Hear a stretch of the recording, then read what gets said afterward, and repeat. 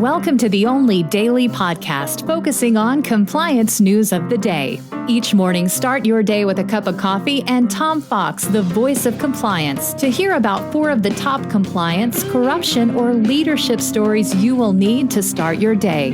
The Daily Compliance News is a production of the Compliance Podcast Network.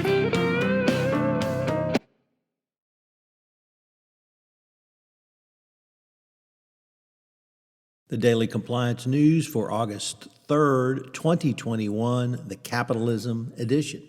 And we begin with that story from Houston Chronicle business columnist Chris Tomlinson, who says that investing in ways that don't destroy the earth is possible, but not easy. And he looks at the dynamic tension between capitalism and ESG investing and concludes that capitalism's should not be simply greed is good, but there should be a central tenet of capitalism that insists that self-interested commercial activity should improve the world, not destroy it. Certainly antithetical to the way the past administration thought about investing, where they just tried to destroy everything in their path. Next up, Neogen, and this comes to us from Mingy Sun at the Wall Street Journal Risk and Compliance Journal.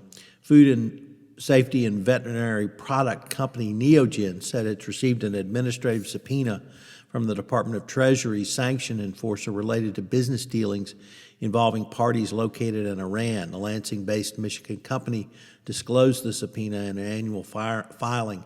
It's cooperating with OFAC's investigation, and the company said that an internal investigation found that the company had provided mnemonic testing services to an unrelated U.S.-based entity that was engaged in veterinarian activities involving an Iranian party. In a really interesting decision by the National Labor Relations Board, an administrative law judge has recommended that the board throw out a union election at an Amazon warehouse in Bessemer, which results were announced in early April, showing workers rejected a union by a more than 2-to-1 ratio. The hearing officer's recommendation, which includes holding a new election, will be reviewed by the acting regional director of the agency, who will issue a ruling in the coming weeks.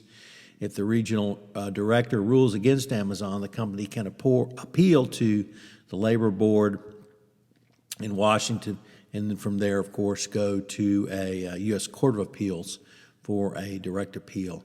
So a really interesting decision here. In a prior life, I did ALJ work, studied ALJ decisions under the NLRB.